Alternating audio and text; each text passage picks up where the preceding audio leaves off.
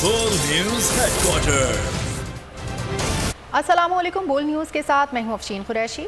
मैं हूं आपके साथ रमशा साजिद। हेडलाइंस आपने जानी, टॉप स्टोरीज में आप जान सकेंगे।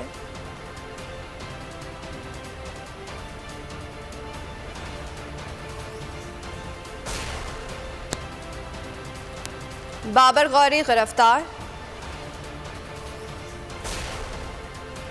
फोन टैपिंग कौन कर रहा है? हमजा का सियासी हरबा। IMF डील का क्या बना?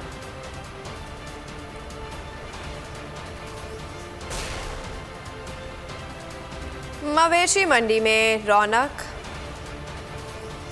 हुकूमत सिवाय इजलास के अवाम के लिए कोई इकदाम नहीं कर पा रही है। आज वफाकी काबीना का इजलास हुआ जिसमें बिजली के लोड शेडिंग पर वज़रा ने वज़ीर-ए-आज़म शहबाज शरीफ को ब्रीफिंग दी। कहा गया कि अवाम का सामना नहीं कर पा रहे जाते हैं तो लोड शेडिंग का सवाल हो जाता है। मरियम औरंगज़ेब ने तो हर बार की तरह नाकामी का मलबा इमरान खान पर ही डालती रही, जबकि वज़ीर तवानाई खुर्रम दस्तगीर बिजली की लोड शेडिंग में कमी के लिए सोलर पैनल लगाने का मशवरा देते रहे। तवील इजलास बिला नतीजा ख़त्म हो गया।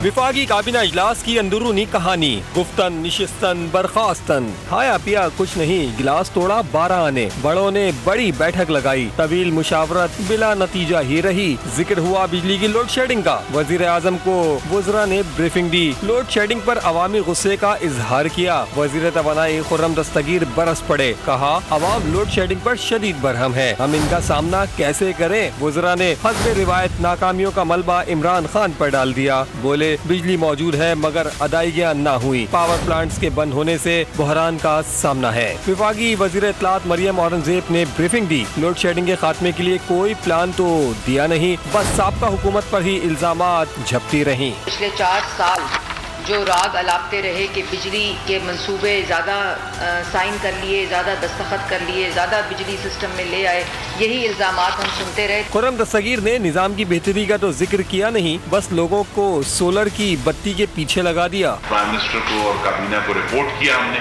वो ये था कि शमसी तवानाई के ऊपर जो इस वक्त सबसे सस्ता तरीक़ेकार है बिजली बनाने का, उसकी एक बड़ी जामे पॉलिसी हम लेकर आ रहे हैं, जिसमें ना सिर्फ जो लार्ज स्केल प्लांट्स हैं बिजली पैदा करने के, उन पर भी फोकस होगा। वज़ीर आज़म ने कहा लोड शेडिंग में भी परेशान हूँ, इस बहरान से निकलने की कोशिश कर रहे हैं। मशवरे, हिदायत, तलकीन सब बेकार रही, कोई बड़ा फैसला किए बगैर काबीना इजलास खत्म हो गया। मुल्क में अंधेरों का राज क्यों? PTI रहनुमा इम्पोर्टेड हुकूमत की नाअहली सामने ले आए। हमाद अजहर कहते हैं कि तहरीक इंसाफ के दौर में 5700 मेगावाट के मंसूबे मुकम्मल हुए। नून लीग ने मुल्क की तवानाई को इम्पोर्टेड ईंधन के मरहूने मिन्नत कर दिया।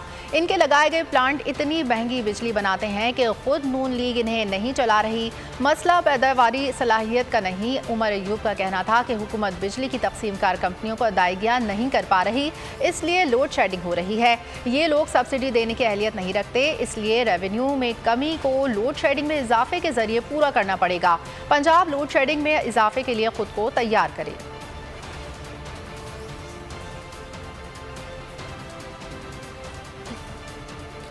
नेपरा ने कराची वालों पर बिजली गिरा दी है। शहरियों को बिजली मिले ना मिले भारी भरकम बिल जरूर मिलेगा कि इलेक्ट्रिक हुकाम मई के फ्यूल एडजस्टमेंट का रोना धोना लेकर पहुंचे। नेपरा ने मनमाने इजाफे की दरख्वास्त मंजूर कर ली। बिजली यकदम 9 रुपये 42 पैसे महंगी कर दी गई। मई में इस्तेमाल होने वाली बिजली के इजाफी चार्जेस सार्फिन को अगले बिल में देना होंगे। के इलेक्ट्रिक की गीदड़ संगी फिर काम कर गई। नेपरा ने अहले कराची की खाल तक नोचने की खुली छुट्टी दे दी। इस माह बिजली बिल देगा 240 वॉट का झटका, फी यूनिट पड़ेगा 9 रुपए 42 पैसे का फटका। ये इजाफा इस बिजली पर देना पड़ेगा जो सार्फिन मई में इस्तेमाल कर चुके हैं, यानी जिसने पिछले महीने 300 यूनिट जलाए थे वो 3000 के इजाफी लोड के लिए तैयार रहें। के इलेक्ट्रिक हुक्काम फ्यूल एडजस्टमेंट का रोना धोना लेकर पहुँचे। नेपरा हुक्काम ने मगरमच्छ के आंसू पोंछते हुए मनमानी की खुली छुट्टी दे दी। के इलेक्ट्रिक हुक्काम बोले 380 अरब रुपए वसूल करने हैं। चेयरमैन नेपरा फलाई खिदमात पेश करते हुए बोले सस्ती बिजली के लिए जरूरत हो तो हम हाजिर हैं। हम सस्ती बिजली के लिए वफाकी और सूबाई हुकूमत से बात करने को तैयार हैं। इमरान खान ने समंदर पार पाकिस्तानियों के हक में सुप्रीम कोर्ट का दरवाजा खटखटा दिया। इलेक्शन एक्ट में की गई तरमीम को चैलेंज कर दिया। अदालत से तरमीम को गैर आईनी करार देने की दरख्वास्त कर दी। ओवरसीज पाकिस्तानियों के नोट चाहिए, वोट नहीं। शहबाज सरकार के इक़दामात पर इमरान खान ने सुप्रीम कोर्ट से रुजू कर लिया। इमरान खान ने इलेक्शन एक्ट में की गई तरमीम को चैलेंज करते हुए अदालत से इलेक्शन एक्ट में की गई तरमीम को गैर आईनी करार देने की अर्जी करते हुए मुतालबा किया कि समंदर पार पाकिस्तानियों को वोट की सहूलत फराहम करने का हुक्म दिया जाए। दायर दरख्वास्त में वफाक इलेक्शन कमीशन नादरा को फरीक बनाया गया है। We stand with Jameel Farooqui. Bol news के एंकर पर्सन को मिलने वाली धमकियों के बाद सियासी, समाजी और अवामी हलके बोल न्यूज के एंकर पर्सन जमील फारूकी के हक में खड़े हो गए हैं। फवाद चौधरी, शीरी मजारी, असद कैसर, फरूख हबीब हक में बोल पड़े। ट्विटर पर भी जमील फारूकी को धमकियां टॉप ट्रेंड बना रहा। गुज़िश्ता रोज जिस तरह से चेयरमैन पाकिस्तान तहरीक इंसाफ इमरान खान ने एक बड़ा पावर शो किया, ये वो सवालात हैं जिनके जवाब जानना जरूरी हैं। और जानना यह भी जरूरी है कि जो सुपर टैक्सेस के नाम के ऊपर टैक्सेस लगाए गए हैं, क्या इसका बराह रास्त ताल्लुक सिर्फ और सिर्फ अशराफिया से है? आज़ादी सहाफ़त पर कारी ज़र्ब। बोल न्यूज़ के एंकर पर्सन को धमकियाँ, नामालूम नंबर से धमकी आमेज कॉल्स। इमरान खान से मुतालिक बोलने पर धमकियाँ देते रहे बोल न्यूज़ और जमील फारूकी अपने मौक़िफ़ पर कायम। सोशल मीडिया पर stand with Jameel Farooqui top trend बन गया। सार्फिन कहते हैं हम जमील फारूकी के साथ खड़े हैं। सियासी रहनुमाओं की जानिब से भी धमकियों की मजम्मत की गई। साबिक स्पीकर कौमी असम्बली असद कैसर और फरूख हबीब भी हम आवाज़। रहनुमाओं ने जमील फारूकी के हक में ट्वीट्स किए। फवाद चौधरी और शीरी मजारी भी जमील फारूकी के हक में खड़े रहे। फारूकी के साथ किया है अभी, इमरान खान के साथ, जमील फारूकी के साथ कल उसको थ्रेट्स आई हैं जो यानी कि क्रिटिसाइज करे हुकूमत को। अब ये कहना कि जमहूरियत में हम सवाल भी नहीं उठा सकते, नहीं तो आपको किडनैपिंग हो जाएगी और आपके खिलाफ फेक FIR दर्ज हो जाएंगी। सियासी, समाजी और अवामी हलके जमील फारूकी समेत उन तमाम सहाफ़ियों के हक में मौजूद हैं जो धमकियों और इम्पोर्टेड हुकूमत के दबाव का शिकार हुए हैं। और एशिया की सबसे बड़ी मवेशी मंडी में रात गए बारिश के बाद अवाम का रश दोबारा बहाल होना शुरू हो गया। फैमिलीज और दोस्तों के हमरा लोग मंडी में मौजूद रोको इस वक्त तवज्जो का मरकज बना हुआ है। इसकी खिलाई पिलाई किस तरह से की जाती है, मजीद जानते हैं नुमाइंदा बोल न्यूज़ शाहरुख शाह से। शाहरुख शाह, बताइएगा मवेशी मंडी में रौनक का अहवाल। जी बिल्कुल, देखें इस वक्त मैं मौजूद हूँ एशिया की सबसे बड़ी मवेशी मंडी सुराब गोड पे। और इस वक्त बारिश के बाद जो शाम में बारिश हुई थी उसके बाद अब रात गए लोगों का रश जो है वो मुसलसल बढ़ता जा रहा है और फैमिली से और दोस्तों के हमरा लोग जो है वो यहाँ पे आ रहे हैं और ख़रीदारी भी कर रहे हैं। इस वक्त मैं जो है वो मौजूद हूँ एक ऐसे खूबसूरत जानवर के साथ जो कि कुर्बानी के लिए लाया गया है, जिसका नाम रॉको जो है वो रखा गया है और बड़ा जो है वो कदावर जो है वो पर्सनालिटी का मालिक है। और कितने दांत इसके मालिक भी जो है वो हमारे साथ मौजूद है, उनसे हम बात करते हैं और पूछते हैं कि कितने दांत का जो है वो ये बैल है और क्या खिलाई पिलाई करते हैं आप इसकी। वालेकुम। इसका दांतों में 6 है और खिलाई पिलाई में वंडा, देसी घी, मक्खन और दूध पे हमने पाला है इसको। क्या कहेंगे कितनी मालियत का ये जानवर है और कितने ज़्यादा आपने पैसे इसके लगाए और समझते हैं कि इतने में जो है वो ये फ़रोख्त हो जाएगा रोको? हमने इसकी डिमांड तो 45 लाख रखी हुई है और 25-30 इसके लगी भी। हमारा टारगेट है कि 35 तक जाए, वरना अगले साल पे इंशाल्लाह लेके जाएंगे इसको। सबसे ज़्यादा हाईएस्ट आपने कौन सा जानवर कितने प्राइस में बेचा है मंडी में? हमने लाल बादशाह बेचा है, वो 40 लाख का। 40 लाख रुपए का जो है वो जानवर फ़रोख्त कर चुके हैं और इसकी भी डिमांड जो है वो लगभग इसी तरीके से कर रहे हैं। रॉको जो है वो इसका नाम है और इसी तरीके से मंडी के दूसरे जगहों पे और टेंट्स में भी जो है वो बड़े खूबसूरत जो है वो जानवर मौजूद हैं, जिस पे ख़रीदार जो है वो मुसलसल आ रहे हैं और सुन्नत इब्राहिमी के लिए जानवर जो है वो ख़रीद रहे हैं। जी, शाहरुख शाह में अपडेट कर रहे थे, आपका शुक्रिया। ईद कुर्बा की आमद है। शहरी भी खूबसूरत जानवर देखकर व्यापारी से भाव ताव कर रहे हैं। क्या व्यापारी जानवर देने को तैयार हैं? जानते हैं अपने नुमाइंदे वसीम चौधरी से। जी वसीम, आगाह कीजिएगा। जी बिल्कुल, ईद कुर्बा की आमद है। इस वक्त हम रावलपिंडी की बाटा चौक वाली मवेशी मंडी में मौजूद हैं। वैसे तो यहाँ पर दीगर शहरों से छोटे बड़े बड़ी तादाद में जानवर लाए गए हैं, लेकिन इस मंडी का सबसे बड़ा जानवर जो है वो हम अपने नाज़रीन को दिखाना चाहते हैं कि ये तकरीबन 8 फुट लंबा ये जानवर है, 30 मन इसका वज़न है। इसकी कीमत जो है मालिक के मुताबिक तकरीबन ये 40 लाख रुपए का है। तो हम इनसे बात करते हैं और उनसे, अच्छा ये जानवर कितने का है?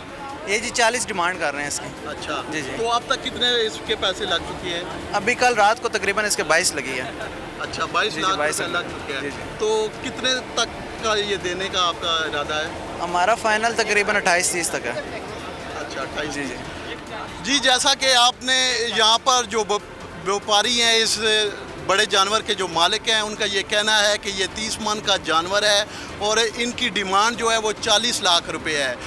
अब तक इन्हें 20 से 25 लाख रुपए तक जो है वो ऑफ़र मिल चुकी है, लेकिन इनका ये कहना है कि ये जो है मज़ीद इससे अगर कीमत बढ़ेगी तो फिर ये देंगे। कराची में मानसून की बारिशें, शहर कायद में तूफ़ानी बारिशों का कोई इम्कान नहीं है। डीजी मेट सरदार सरफराज ने बोल न्यूज़ से गुफ्तगू करते हुए कहा कि 2 रोज़ तक कहीं हल्की और कहीं तेज़ बारिशें हो सकती हैं। अर्बन फ्लडिंग का खदशा नहीं है।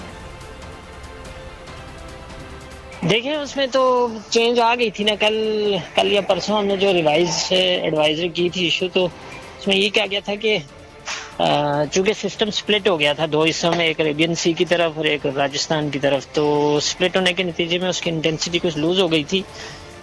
तो अब उस तरह की बहुत, जिसे कहते हैं तूफ़ानी, जिसे आप कह रहे हैं या टोरेंशियल रेन, उसकी तवक्को अब नहीं है और ना ही फिर ज़ाहिर है उसके नतीजे में अर्बन फ्लडिंग का जो बहुत डर था वो चीज़ भी नहीं है। अलबत्ता जैसे आज रही है, कहीं मॉडरेट और कहीं पर किसी जगह पर हैवी रही है, तो अगले 2 दिन भी इसी तरह रहेगी। कहीं पर लाइट, कहीं पर मॉडरेट और कहीं पर थोड़ा हैवी फॉल्स। और ये है कि उसके नतीजे में जो लो लाइंग एरियाज है वहाँ पर पानी वानी कुछ जमा हो सकता है, अदरवाइज ऐसे ही अगले 2 दिन है। आगे बढ़ते हुए आपको बताएंगे कोयटा में मुशरे दाखिला और PDMA ज़िया लांगू ने हालिया बारिशों के बाद कोयटा में एक प्रेस कॉन्फ्रेंस करते हुए कहा है कि बारिशों से कोयटा में 6 अफराद जाँ बहक और 13 जख्मी हुए हैं। आज से बलूचिस्तान में मानसून की बारिशें शुरू होंगी। ज़रूरत के मुताबिक PDMA की जानिब से सामान भिजवाया जा रहा है। हुकूमत बलूचिस्तान और तमाम इदारे अलर्ट रहें, जहाँ जिस चीज़ की ज़रूरत होगी वहाँ सामान पहुँचाया जाएगा। तमाम डिविजनल्स और डिस्ट्रिक्ट हेडक्वार्टर में PDMA के ऑफिस बनाए जाएंगे। अभी तक जो है जितनी 6 कैजुअल्टीज़ तकरीबन कोयटा में हो गए हैं और 13 लोग ज़ख्मी हैं। जहाँ भी लोगों को खुराक की अशिया की ज़रूरत हुई हो या टेंट वगैरह की, वो फ़ौरन रवाना कर दी गई है। PDMA की तमाम टीमें और डिप्टी कमिश्नर्स, एडमिनिस्ट्रेटर्स सारे अपनी ड्यूटी पर सरंजाम है। हुकूमत बलूचिस्तान और उनके इदारे तमाम अलर्ट हैं। जिस किस्म की भी जिधर आवाम को ज़रूरत होगी, हमारे ऑफिसर्स DG समेत सब अभी भी फील्ड में मौजूद है। और अब जिक्र दुआ जहरा केस का, जिसमें बड़ी पेशरफ्त। मेडिकल बोर्ड ने रिपोर्ट अदालत में जमा करवा दी। रिपोर्ट के मुताबिक दुआ जहरा की उम्र 15 से 16 साल के दरमियान है। हतमी रिपोर्ट पर चेयरमैन समेत 10 मेंबरान के दस्तखत हैं। मेडिकल बोर्ड ने 2 रोज़ कबल दुआ जहरा का तिब्बी मुआयना किया था। दुआ सहरा की उम्र 15 से 16 साल के दरमियान है। मेडिकल बोर्ड ने रिपोर्ट अदालत में जमा करा दी। जुडिशल मजिस्ट्रेट शिरकी की अदालत ने मेडिकल रिपोर्ट से मुतालिक समाअत मुकदमे के मुद्दई और वकील भी अदालत में पेश हुए। सरबरा मेडिकल बोर्ड प्रोफेसर सवा सुहेल ने सलबा महर रिपोर्ट जमा कराई। हतमी रिपोर्ट पर चेयरमैन समेत 10 मेंबरान के दस्तखत हैं। रिपोर्ट के मुताबिक दुआ के दाखिलों की उम्र 13 से 15 साल है। हड्डियों की उम्र 16 से 17 साल के दरमियान है। मेडिकल बोर्ड ने 2 रोज कबल सर्विसेज अस्पताल में दुआ सहरा का तिब्बी मुआयना किया था। अमेरिका का जश्न आज़ादी मातम में बदल गया। 4 जुलाई की परेड के दौरान हमलावर ने 6 अफराद को मौत की नींद सुला दिया।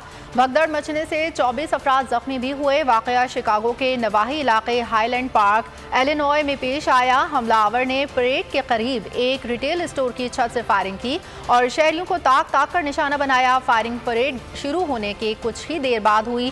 फायरिंग के वाक़े के बाद अमेरिका भर में सिक्योरिटी हाई अलर्ट कर दी गई। हुकाम ने कई शहरों में शूटर्स की मौजूदगी और फायरिंग के वाक़यात का खदशा जाहिर किया।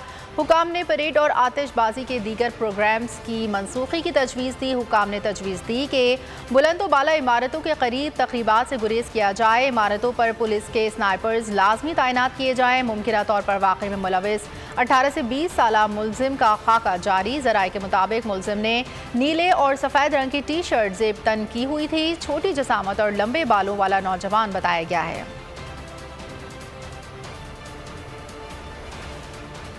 खेलों के मैदान से खबर शामिल करते हुए आपको बताएं कि पाकिस्तान क्रिकेट टीम के कप्तान बाबर आजम दौरा श्रीलंका में शानदार कारकर्दगी दिखाने के लिए पुरअज़्म है। कहा बेहतरीन तैयारी की है, खिलाड़ियों पर एतमाद है, सीरीज में अच्छे नतीजे आएंगे। बाबर आजम ने टेस्ट क्रिकेट में भी नंबर 1 पोजीशन हासिल करने पर नजरें जमा ली है। बोले वो टेस्ट क्रिकेट में डबल मेहनत कर रहे हैं, कोशिश है तीनों फॉर्मेट में टॉप पोजीशन हासिल करें। सब्सक्राइब करें और बेल दबाएं ताकि कोई खबर रह न जाए।